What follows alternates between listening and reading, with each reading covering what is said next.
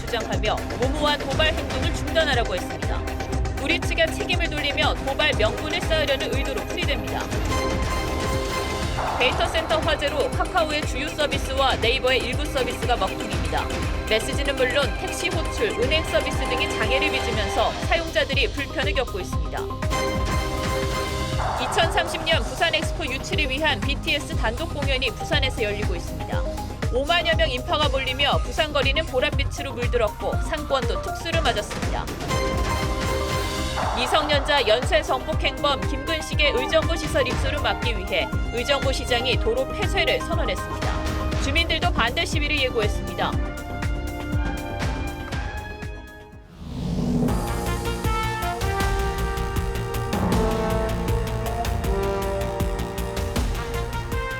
시청자 여러분 안녕하십니까? 뉴스7의 김명우입니다. 북한이 지난달 말부터 이틀에 한 번꼴로 미사일을 쏘더니 어제와 그제는 육해공에서 동시다발적으로 대규모 무력 도발을 감행했습니다.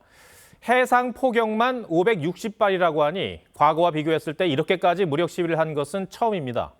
그러나 북한의 반응은 예상대로였습니다. 남한의 포 사격에 대한 대응 조치를 했다는 건데 북한이 우리 탓을 한 포 사격은 이미 계획된 훈련이었습니다. 생트집이라고 할 수밖에 없는 이유를 대는 걸 보면 결국 북한은 앞으로도 계속 도발을 통해 긴장감을 높일 것이란 예측이 가능합니다. 북한 군 당국의 오늘 성명까지 먼저 황선영 기자가 전해드리겠습니다. 북한은 1박 2일간 전투기 비행과 해상 포격, 탄도미사일 발사까지 육해공 3중 도발을 감행했습니다. 어제 새벽 1시 20분엔 황해도 일대에서 서해상으로 포 130여 발을 발사했고 1시 50분쯤엔 평양 일대에서 단거리 탄도미사일을, 1시간쯤 뒤엔 동해로 포 40여 발을 떨어뜨렸습니다. 어제 오후 5시부터 공격을 재개해 1시간 반 동안 390발의 포를 추가로 쐈습니다. 어제 하루에만 560발의 포격을 이어간 겁니다. 하지만 북한군 총참모부는 오늘 아침 대변인 발표를 내고 적들의 포 사격 정황이 포착돼 대응 조치의 일환으로 경고 사격했다며 도발의 책임을 우리 탓으로 돌렸습니다. 또 북한은 적들의 고의적인 도발 책동에 명백한 경고 목적이다. 남한은 무모한 도발을 즉시 중단하라며 적반하장식 성명을 냈습니다. 북한이 7차 핵실험에 대한 명분을 삼기 위해 의도적으로 우리 측의 군사합의 파기를 유도하는 게 아니냐는 분석이 나옵니다. TV조선 황선영입니다. 리포트에서 보신 대로 북한은 자신들이 매번 먼저 도발을 해놓고 이런 성명을 발표하는데 말 그대로 적반하장입니다. 우리 정부의 입장도 다르지 않습니다. 우리 정부는 북한이 먼저 군사적 적대 행위를 중단하기로 했던 이 9.19 합의를 정면으로 위반한 게 핵심이라고 경고하고 있습니다. 사실 북한은 9.19 합의를 우리 정부가 먼저 파기하기를 바라고 있는 것 같습니다. 미국은 북한을 향해 비핵화 대화는 아직 열려 있다고 했습니다. 이어서 이채연 기자가 보도합니다. 북한 인민군 총참모부 발표에 대해 정부 고위 관계자는 북한이 우리에게 책임을 넘기는 속셈은 우리 손으로 9.19 군사합의를 먼저 파기하라는 것이라며 핵심은 북한이 합의를 드러내놓고 위반했다는 것이라고 지적했습니다. 북한의 그 방사포 사격이요. 서해나 동해 완충구역을 향해서 이루어졌다. 그래서 이것은 명백한 위반이라고 보겠습니다. 또 다른 정부 관계자는 합의라는 건 양쪽이 다 준수하겠다는 의지의 약속이라며 모든 건 북한의 태도에 달려 있다고 했습니다. 정부는 북한의 의도대로 먼저 합의 파기를 선언하지는 않을 전망입니다. 한번 먼저 파기해보라는 정치 공세의 일환으로서 블러핑을 하고 있기 때문에 우리 정부의 대응이 중요합니다. 미국은 도발 중단을 촉구하면서도 북한의 비핵화 대화 복귀를 강조했습니다. And we continue to remain open to diplomacy and dialogue as a step towards getting there. 인도태평양 지역을 관할하는 미군 7함대 칼 토머스 사령관은 이번 북한의 연쇄 도발을 두고 로널드 레이건 후의 동해상 한미일 연합훈련이 김정은을 짜증나게 한 것 같다고 분석했습니다. TV조선 이채연입니다. 이런 흐름 속에서 북한이 7차 핵실험을 조만간 감행할 것이란 관측은 많이 나왔습니다. 전문가들 사이에선 북한이 핵실험을 언제 해도 이상할 게 없다는 얘기는 이미 나왔고 그 시기를 저울질하고 있다는 전망도 나오고 있습니다. 내일부터 시작하는 중국 당대회를 포함해 국제 정세가 변수가 될 거란 분석이 나옵니다. 이어서 이채림 기자가 보도합니다. 북한은 이틀 연속 총참모부 대변인 발표를 내고 강원도 부대 내에서의 훈련을 고의적이고 무모한 도발 책동이라고 했습니다. 완충구역을 넘어서는 자신들의 도발에 대해선 엄중한 경고라고 했습니다.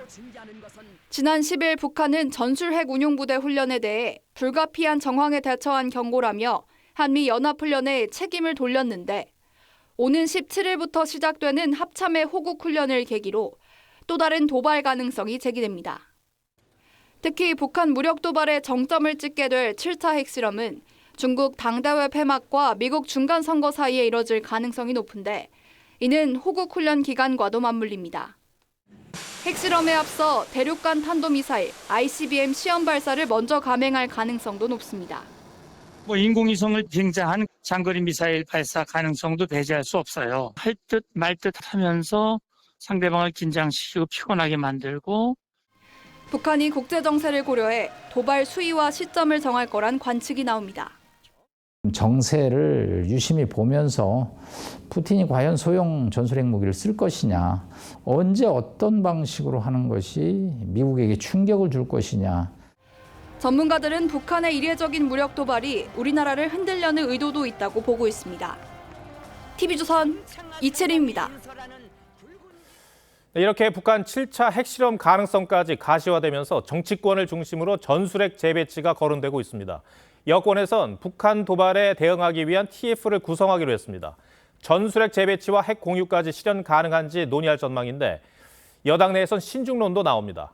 야당은 북한을 규탄한다면서도 원론적인 입장 외에 특별한 대응을 주장하진 않는 분위기입니다. 황병준 기자가 보도합니다. 국민의힘은 이르면 다음 주 초 북핵위기 대응 TF를 꾸리기로 했습니다. 한기호 의원이 위원장을 맡고 핵 전문가를 포함한 위원 10여 명으로 구성될 전망입니다. 핵과 미사일의 백화점이 됐습니다. 더 이상 이제 가만히 앉아서 당할 수는 없는 그런 상태가 된 겁니다. TF에선 전술핵 재배치나 핵 공유 시나리오가 현실적으로 가능한지도 논의될 것으로 보이는데 이와 관련해 국민의힘 관계자는 북핵 대응을 위한 추가 입법 필요성과 정부 조직 보완 여부도 살펴볼 것이라고 했습니다. 북한의 무차별 도발에 7차 핵실험이 임박했다는 관측이 나오자 당내에선 강경 목소리도 나옵니다. 핵에 대해서는 우리도 핵으로 무장해서 대응하는 수밖에 없다. 그거는 너무나 당연한 원칙이고요. 하지만 핵무장과 NPT 탈퇴는 현실적으로 어렵다는 의견도 제기됩니다. 한 국민의힘 의원은 NPT 탈퇴 주장은 무책임한 발언이라고 했고 또 다른 의원은 지도부 입장과 달리 당내 신중론도 많다고 밝혔습니다. 민주당은 북한의 도발을 규탄한다면서도 한반도 안보 환경의 안정을 위한 외교적 평화적 노력을 기울여 달라고 했습니다. TV조선 황병준입니다. 탈북 어민 북송 사건과 관련해 검찰이 내일 노영민 전 대통령 비서실장을 소환할 예정입니다. 노 전 실장이 북송을 주도했다는 의혹을 확인하겠다는 건데 일단은 피고발인 신분입니다. 내일 노 전 실장이 검찰 소환에 응할지는 지켜봐야겠습니다만 검찰의 수사가 문재인 청와대 윗선을 향하는 건 분명해 보입니다. 황민지 기자입니다.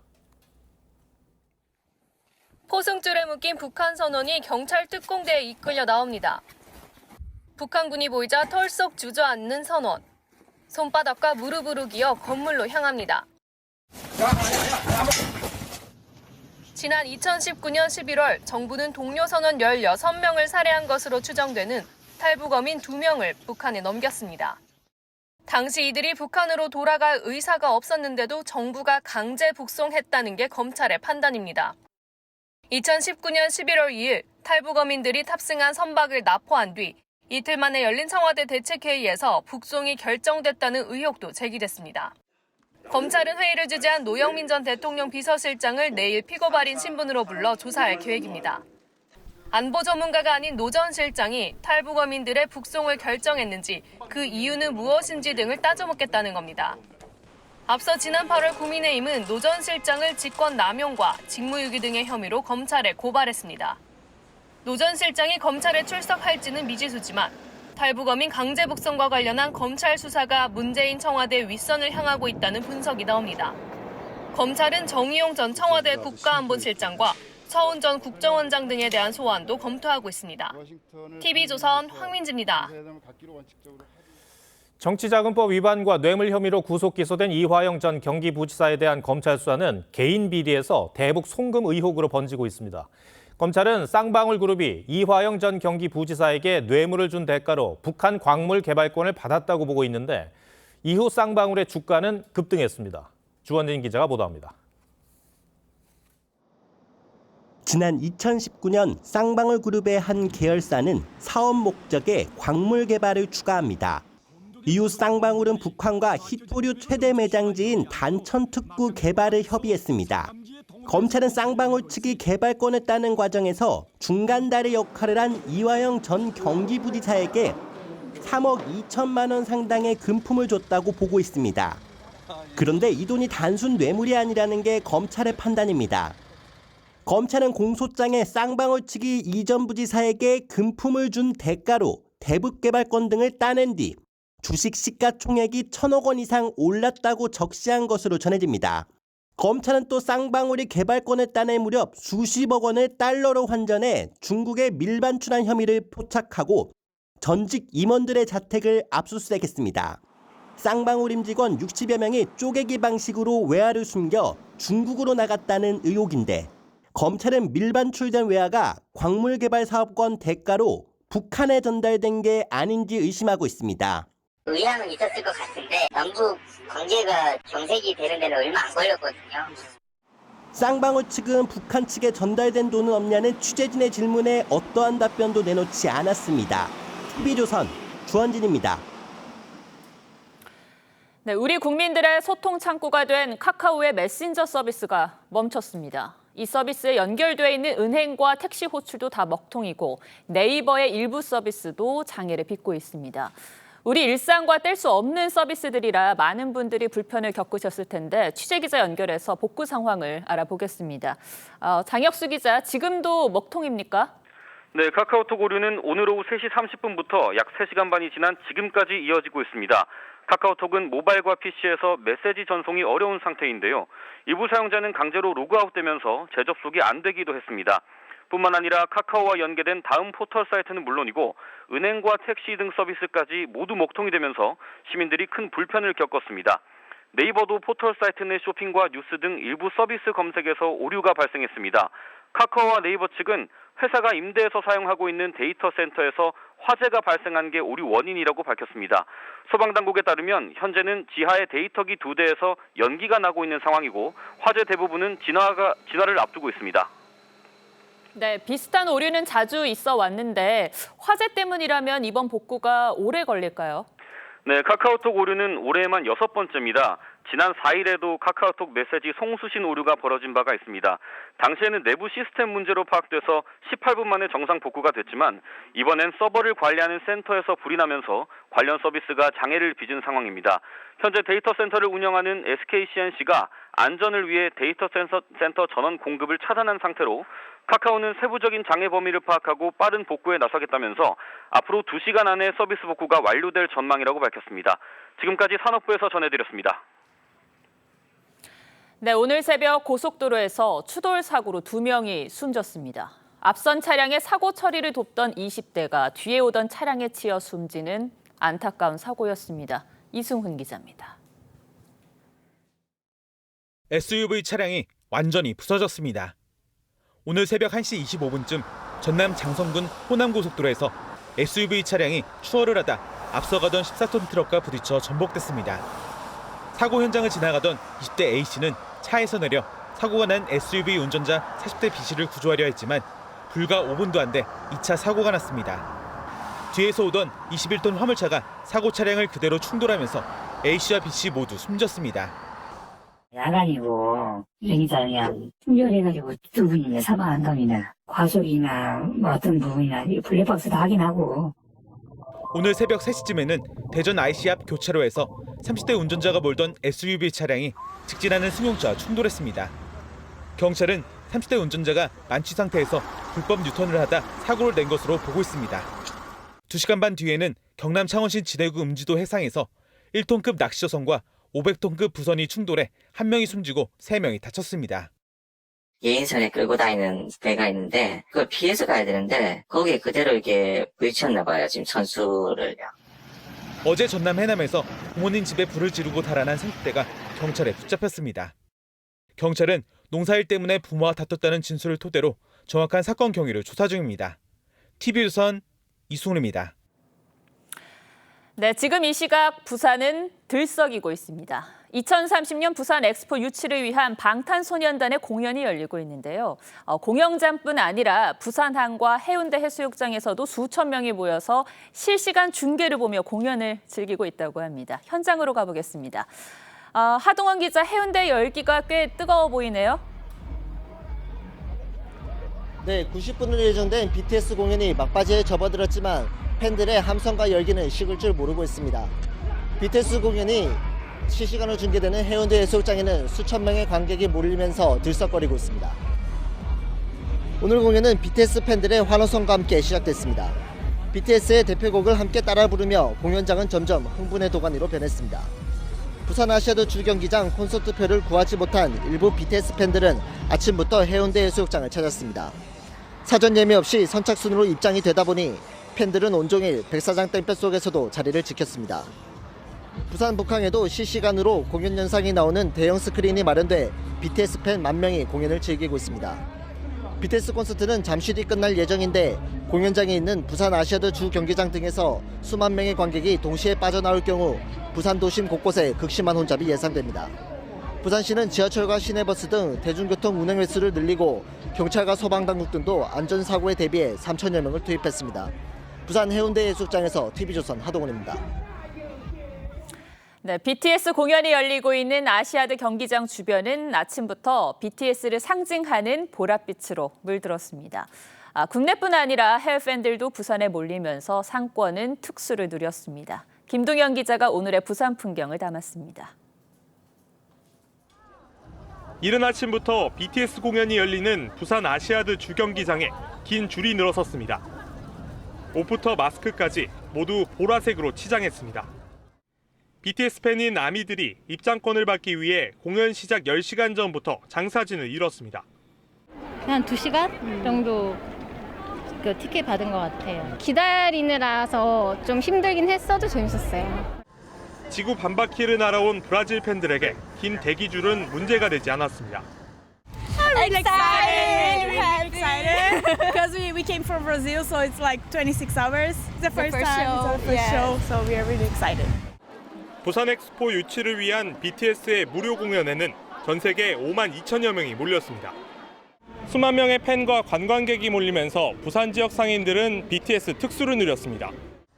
상점들은 아미들을 맞기 위해 외부를 보라색으로 단장했고 BTS 관련 상품을 가게 밖에 전시하며 몰려드는 손님을 반겼습니다. 노래도 BTS 노래를 일부러 틀어놓고 하니까 외국인들도 많이 찾아주시더라고요. 가게도 보라 색깔이니까 또 확 튀고.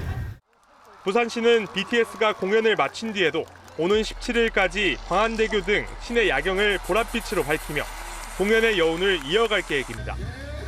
TV조선 김동영입니다.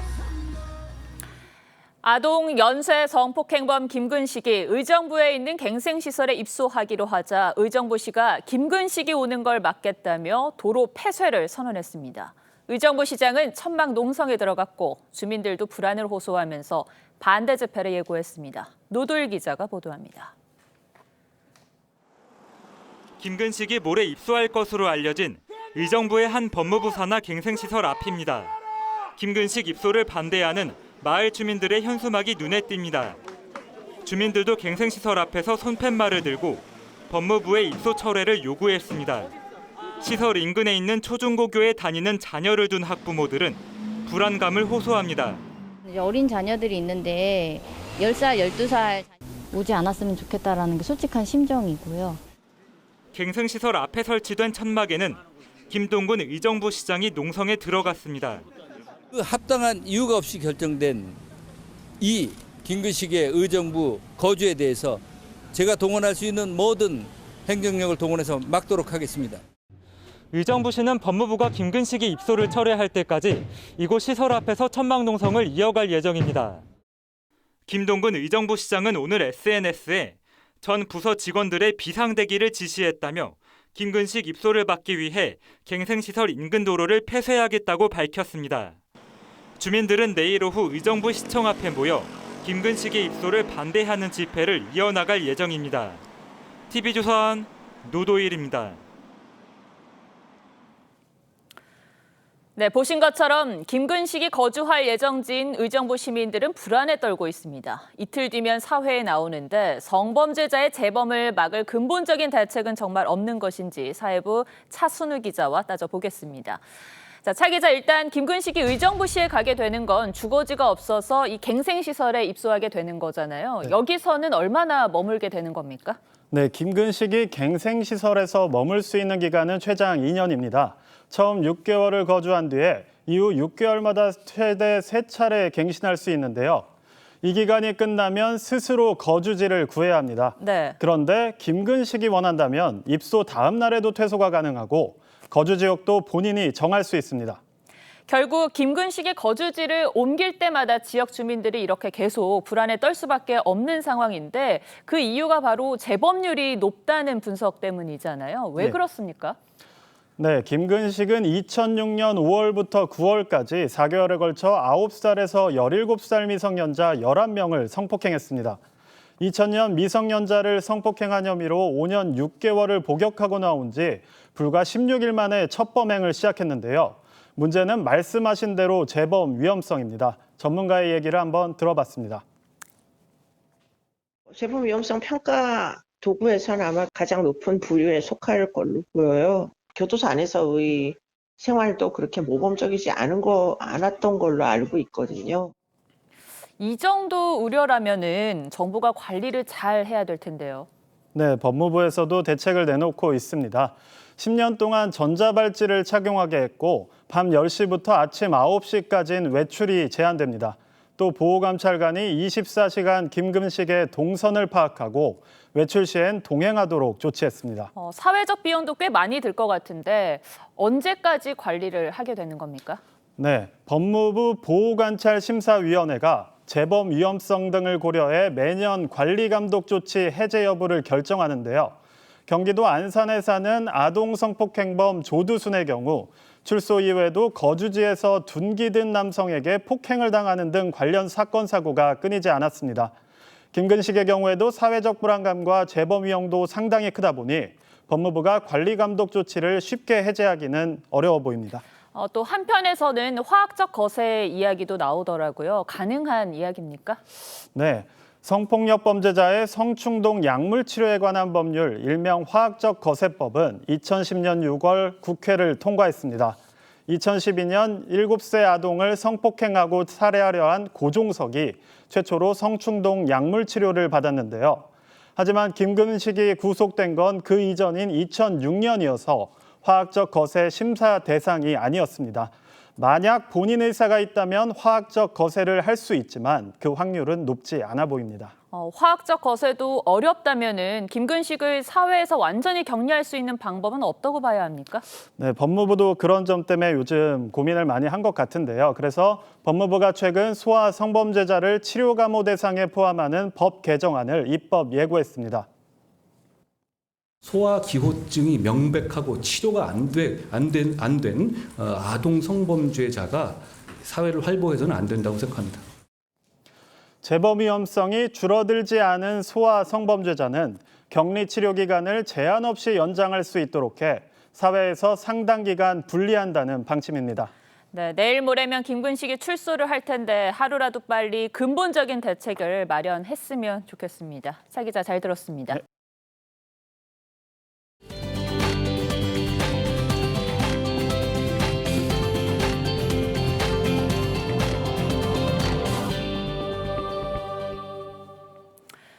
네, 전해드리는 동안 방금 전에 새로운 소식이 들어왔습니다. 이틀 뒤 출소 예정이었던 김근식에 대해 검찰이 추가로 구속영장을 청구했습니다. 16년 전 또 다른 범죄가 발견됐다는데 내일 구속영장 심사 결과에 따라서 이 출소가 취소될 수도 있습니다. 취재기자 연결해 보겠습니다. 최석호 기자, 자세히 전해주시죠. 네, 조금 전 들어온 소식입니다. 검찰이 모레 오전 출소 예정이었던 김근식에 대해서 성폭력 범죄 특례법 위반 혐의로 추가 구속영장을 청구했습니다. 16년 전 김근식이 저지른 또 다른 범행이 드러난 건데요. 출소를 앞두고 김근식의 얼굴이 공개되면서 16년 전 피해를 당했다는 여성이 김근식을 고소한 겁니다. 16년이 지난 상황에서 검찰이 구속영장을 청구한 건 2012년 미성년자를 상대로 한 성폭행 범죄에 대한 공소시효가 없어졌기 때문입니다. 그러니까 이 피해자도 미성년자였을 가능성에 무게가 실립니다. 김근식은 2006년 5월부터 9월까지 4개월에 거쳐서 9살에서 17살 미성년자 11명을 성폭행한 혐의로 징역 15년을 복역했는데요. 추가 피해자까지 더하면 총 12명의 미성년자를 성폭행한 셈이 됩니다. 구속영장 심사는 내일 수원지법 안양지청에서 열릴 예정인데요. 법원이 영장을 발부하면 김근식의 출소는 취소될 것으로 보입니다. 지금까지 사회부에서 전해드렸습니다. 올해는 독감이 일찍부터 유행하고 있습니다. 특히 가장 강력한 A형 독감이 유행을 주도할 것으로 예상되면서 아이 손을 잡고 예방접종을 서두르는 부모들도 늘고 있습니다. 차정성 기자입니다. 지난달 16일 독감 유행주의보가 내려진 후 영유아를 중심으로 확산이 계속되고 있습니다.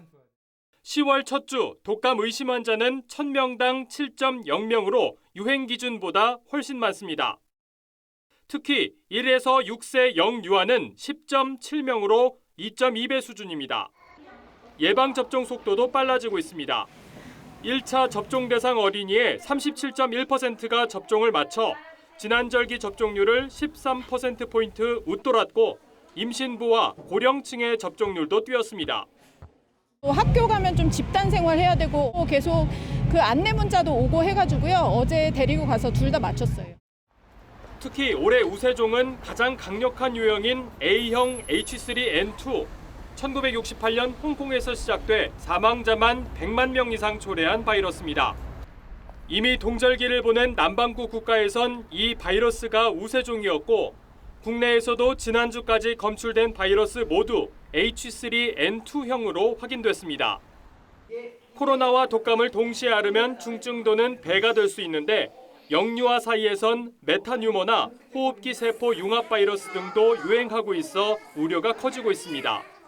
바로 진단되기 어렵고 치료제도 없는 굉장히 위험한 바이러스까지 고민을 해야 되는 멀티데믹의 그런 상황에 이제 놓여지게 되는데 국내 코로나 발생 1000일을 맞은 오늘 신규 확진자는 22,844명으로 전주보다 3천여 명 늘었습니다. TV조선 차정승입니다. 서울 광화문 세종대로에선 오늘도 집회가 열렸습니다. 차로를 통제하고 행진까지 진행되면서 휴일 교통 혼잡은 일상이 된 듯합니다. 8월 초 재개장한 광화문 광장의 집회가 금지되고 용산 대통령 집무실 인근 집회는 500명 이하로 제한되면서 세종대로로 집회 참가자가 몰리고 있습니다. 윤수아 기자가 보도합니다. 한 손에는 태극기, 한 손엔 성조기를 든 시위대가 세종대로 4개 차선을 가득 메웠습니다.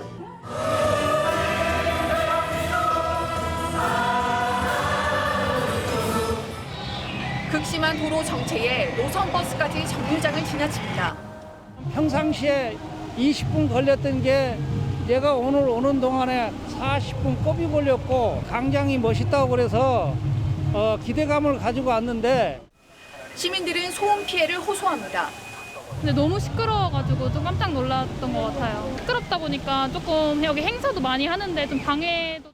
제가 지금 광화문 사이에 있는 횡단보도 한복판에 나와 있는데요. 이 광화문 광장에선 시민들이 휴식을 즐기는 와중에도 바로 옆 세종대로에선 각종 집회가 한창 진행 중입니다.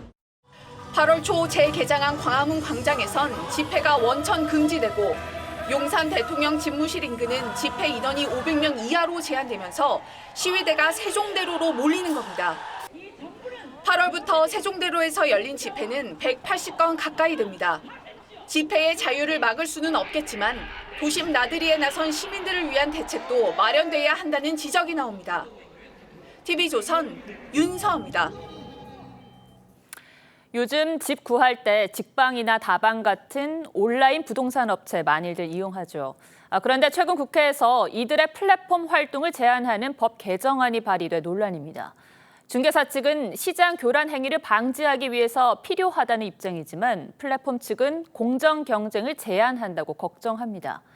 정수양 기자가 공인중개사법 개정안을 둘러싼 갈등에 오늘의 포커스를 맞췄습니다. 클릭 한 번이면 아파트 거실부터 방 구석구석을 실시간으로 볼 수 있습니다. 지역별로 어떤 매물이 얼마나 있는지 한눈에 보는 것도 가능합니다. 직방이나 호갱노노 같은 프롭테크 업체가 선보이는 부동산 중개 서비스입니다. 중개 수수료를 반값으로 할인해주거나 아예 안 받는 업체도 있습니다. 소비자들은 발품을 팔지 않고 저렴하게 이용할 수 있어 반기지만 기존 공인중개사들의 반응은 싸늘합니다. 이거 안 하면 너 장사 못하는 식으로 해가지고 다 끌어들이게 해가지고 결국은 지들이 돈 다 버는 거잖아요. 이런 상황에서 지난 4일 국회에서 공인중개사법 개정안이 발의돼 업계 간 갈등이 고조되고 있습니다. 개정안은 공인중개사가 한국공인중개사협회에 의무적으로 가입하고 협회가 거래질서 교란행위 단속까지 할 수 있다는 내용을 담고 있습니다. 프롭테크 업계에선 거래질서 교란행위를 명분으로 프롭테크 업계를 단속할 수 있다는 우려가 나옵니다. 강력한 법적 지위야 강한 이제 도구를 가지고 미래의 어떤 혁신적인 서비스 모델 이런 것들에 대해서 차단하는. 실제로 협회는 낮은 중개 수수료를 내건 부동산 중개 플랫폼 업체를 검찰에 수차례 고발한 바 있습니다. 프롭테크 업계에선 이 법안을 제2의 타다금지법이라고 부르는 이유입니다. 이에 대해 협회 측은 과도한 우려라고 반박합니다. 오히려 더 시너지 효과를 만들어서 확장시킬 수 있는 여지가 있는 것이죠. 부동산 시장의 안정화가 됨으로 인해서. 이익 침해를 주장하는 기존 업계와 규제 완화를 원하는 프롭테크 업계가 상생할 수 있는 시스템 부재가 갈등의 원인이란 지적이 나오는 가운데 협회의 반발을 딛고 부동산 플랫폼이 생존할 수 있을지. 뉴스7 포커스였습니다. 코로나19로 중단됐던 이태원 지구촌 축제가 3년 만에 열렸습니다. 30여 개 나라의 먹거리와 문화를 경험하는 자리에 수십만 명의 인파가 몰렸습니다. 코로나 직격탄을 맞아 식기를 던지면서 눈물의 호소가 터져나왔던 이태원 거리가 오랜만에 웃었습니다. 유혜린 기자가 다녀왔습니다.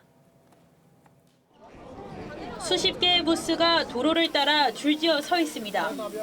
이국적인 음식들이 시민들의 식욕을 자극하고 세계 각지에서 공수된 공예품들이 개성을 뽐냅니다. 오세요! 탄자니아입니다! 이태원의 명물 지구촌 축제가 3년 만에 부활했습니다. 31개국의 문화를 한자리에서 즐길 수 있다는 소식에 수십만 명의 인파가 몰렸습니다. 별미를 즐기려는 시민들이 모이면서 왕복 4차선 도로가 이렇게 인파로 가득 찼습니다. 코로나19 유행 이후 침체됐던 이태원 거리도 활기를 되찾았습니다. 진짜 외국 나온 것처럼 너무 좋고 이렇게 축제도 하고 하니까 좀 침체됐던 삶에서 활력을 찾을 수 있을 것 같아요. 관객과 소통하는 대규모 공연도 다시 열렸습니다. 국민 MC 신동엽 등 문화계를 상징하는 인물들의 재치 있는 입담에 이태원은 새로운 영감을 제공하는 문화공간으로 재탄생됐습니다. 이태원 지역의 좀 활성화에도 도움이 되고 이런 상권화에도 좀 도움이 되는 의미 있는 문화 행사가 됐으면 합니다. 용산구는 코로나19 이전 해마다 100만 명이 찾았던 지구촌 축제가 부활한 것을 계기로 이태원 상권이 활기를 되찾길 기대한다고 밝혔습니다. TV조선 유혜림입니다. 제2의 대처를 표방하는 리즈 트러스 영국 총리가 논란이 된 법인세 감세 정책을 완전히 철회했습니다. 자신의 정치적 동반자였던 콰탱 재무장관도 경질했는데 사실상 정책의 실패를 인정한 겁니다. 취임 40일도 안 돼 레임덕을 맞았다는 말이 나올 정도입니다. 변지영 기자 리포트 전해드리고 뉴스야 이어가겠습니다. 긴급 기자회견을 연 트러스 영국 총리가 법인세 인상안을 유지하겠다고 발표합니다. 취임 일성으로 내세운 감세를 통한 경제 성장 정책을 완전히 없던 일로 한 겁니다. I have therefore decided to keep the increase in corporation tax that was planned by the previous government. 금융시장에 혼란을 불러왔다는 지적과 영국 내 정치권의 질타를 의식한 듯 책임을 물어 콰탱 재무장관도 경질했습니다. 콰탱 장관의 경질은 임명 38일 만인데 역대 두 번째로 단명한 장관이 됐습니다. 후임으로 당내 반발 수습 차원에서 반대파인 제러미 헌트 전 외무부 장관을 임명했습니다. 트러스 총리의 정책 혼선을 놓고 여론은 싸늘합니다. She's firing people that have just been hired isn't great. To be fair, I really would like to see a change of government pretty soon. 더 타임스는 트러스 총리의 정치 생명이 끝났다고 선언하는 등 언론들도 비판에 나선 가운데 트러스 총리는 취임 40일도 안 돼 생존을 걱정해야 하는 정치적 최대 위기를 맞았습니다. TV조선 변재영입니다.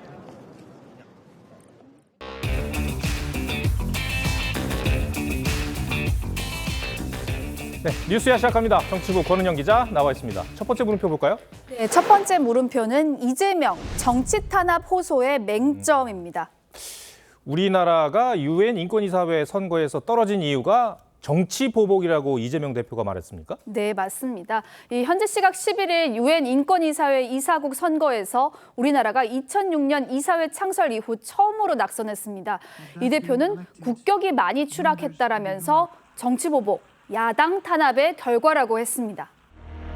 UN 인권위원회 이사국에서 배제한 이유가 뭐겠습니까? 정치 보복, 야당 탄압, 그리고 공영방송에 대한 억압, 언론 자유의 침해죠. 네, 글쎄요. UN 회원국들이 한국의 정치 상황까지 고려했을지는 좀 의문이 가긴 하는데 어쨌든 근데 야당 입장에선 당대표에 대한 수사가 정치 탄압으로 느껴질 수는 있잖아요. 네, 그런데 이 대표에 대한 수사는 문정부 검찰이었던 2021년부터 시작됐기 때문에 성격이 다를 수 있습니다. 정치 탄압으로 해석하기는 어렵다는 거죠. 그래서 이재명 측의 정치 보복 수사는 프레임일 뿐이다 이런 지적도 나옵니다. 네. 그런데 야당은 오히려 지난 몇 년간 탈탈 털었는데도 나온 게 없다 이런 입장이지 않았습니까? 민주당은 경찰이 3년 동안 수사를 했다라고 하지만 사실 경찰 수사가 본격적으로 이루어진 건 지난해부터입니다. 2018년 한 보수단체가 성남FC 후원금 사건을 고발하면서 시작된 일인데 작년 9월 경찰에 불송치 경찰에 고발인들의 이의 신청을 했고 사건은 10월 성남지청에 넘겨졌습니다. 당시 성남지청장이 박은정 검사였는데 과거 추미애 법무부 장관 시절 감찰 담당관으로 윤석열 당시 검찰총장 징계와 관련이 있는 인물입니다. 수사가 지지부진하자 지난 1월 성남지청 박하영 차장검사가 윗선이 재수사를 가로막는다면서 항명성 사표를 내기도 했습니다. 네. 이 대표에 대한 수사가 여러 건이잖아요. 지금 수사 어떻게 진행되고 있습니까? 이 대표를 향한 검경 수사의 의혹은 여러 갈래로 진행 중입니다. TV조선 취재 결과 수사당국은 수사가 그간 늦어진 것은 증거인멸이 번번이 일어났기 때문이라고 했습니다. 대표적으로 대장동 사건은 유동규 전 성남도시개발공사 기획본부장이 압수수색 현장에서 휴대폰을 창밖으로 던져버린 일도 있었죠. 수사당국은 신속보다 정확하게라는 기조 아래 수사가 진행되고 있다고 밝혔습니다. 이재명 대표 쌍방울 변호사비 대납 의혹의 키맨 이화영 전 경기도 평화부지사가 어제 구속 기소되면서 경기도의 대북사업 전반으로 수사 범위도 넓혀질 분위기입니다. 성남FC 후원금 의혹 수사도 막바지입니다. 네. 첫 번째 물음표 정리해볼까요? 네, 첫 번째 물음표 이재명 정치 탄압 호소의 맹점의 느낌표는 미스 디렉션으로 하겠습니다. 네. 마술을 부릴 때 관객의 시선을 돌리는 걸 미스 디렉션이라고 하죠. 이재명 대표는 당대표 취임 후 줄곧 자신에 대한 수사를 민생 프레임과 연관 지어왔습니다. 이걸 이겨나가는 것이 아니라 야당 탄압, 전 정권 정치 보복 이런 데 온 힘을 쏟고 있습니다.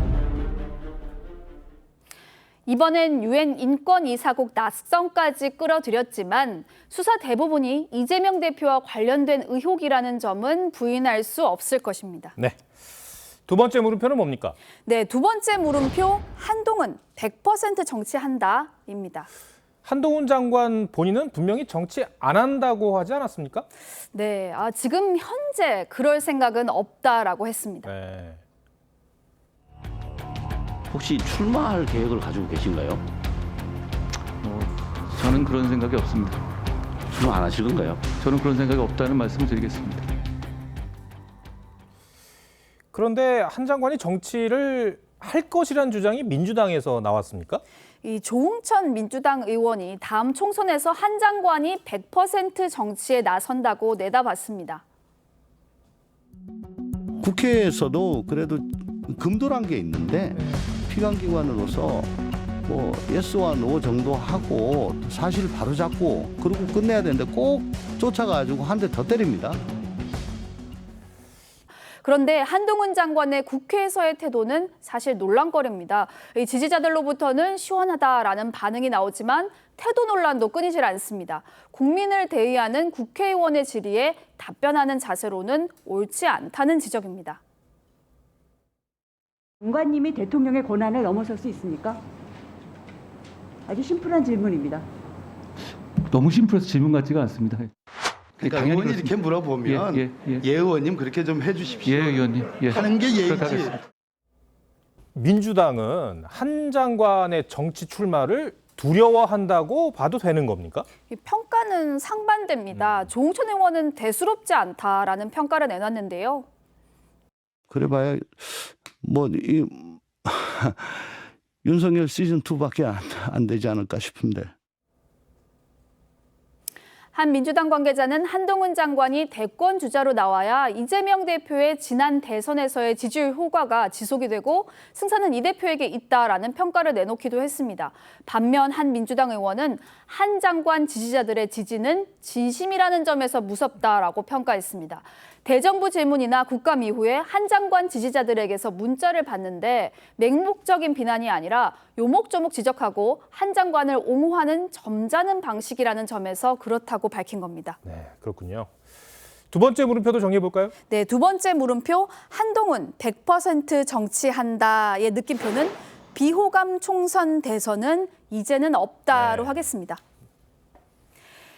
네, 사실 이 같은 정치 참여 논란이 일면서 대정부 질문과 국감에서 꼭 짚고 넘어가야 할 정책 사안들이 가려졌다라는 비판도 많습니다. 여야가 적어도 또 다른 비호감 총선과 대선을 치르지 말아야 한다는 비판에 귀를 기울여야 할 때가 아닌가 싶습니다. 네, 권은영 기자 오늘 설명 잘 들었습니다.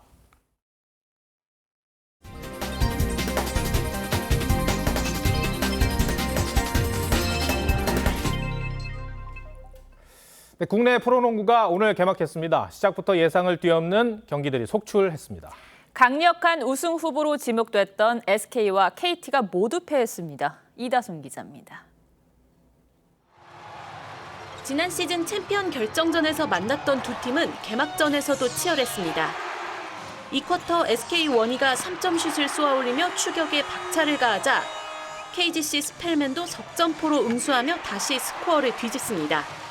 치열했던 전반전이 끝나고 후반전 주도권을 잡은 건 KGC였습니다. 변준영이 수비 2명을 뚫고 환상적인 득점에 성공하며 팀의 60점째 점수를 올립니다. 디펜딩 챔피언 SK도 4쿼터 KBL 최고 연봉 선수 김선영을 앞세워 끈질긴 추격을 이어갔습니다. 묘기 같은 백패스에 연이은 3점 슛까지.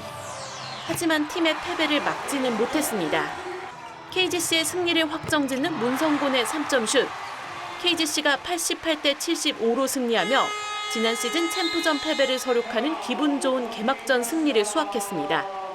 스펠맨이 27점으로 팀 공격을 이끌었고 국내 선수들도 고른 활약으로 팀의 시즌 첫 승에 힘을 보탰습니다. 시즌 개막에 앞서 SK와 함께 강력한 우승 후보로 지목됐던 KT도 현대 모비스의 일격을 당했습니다. KT의 실책을 놓치지 않은 모비스 프림의 시원한 덩크슛. 모비스는 더블더블을 작성한 프림을 앞세워 KT를 85대 76으로 꺾었습니다. 허재 구단주가 이끄는 캐롯은 주황색으로 새롭게 단장한 홈코트에서 DB와의 창단 첫 경기를 가볍게 이겼습니다. TV조선 이다솜입니다.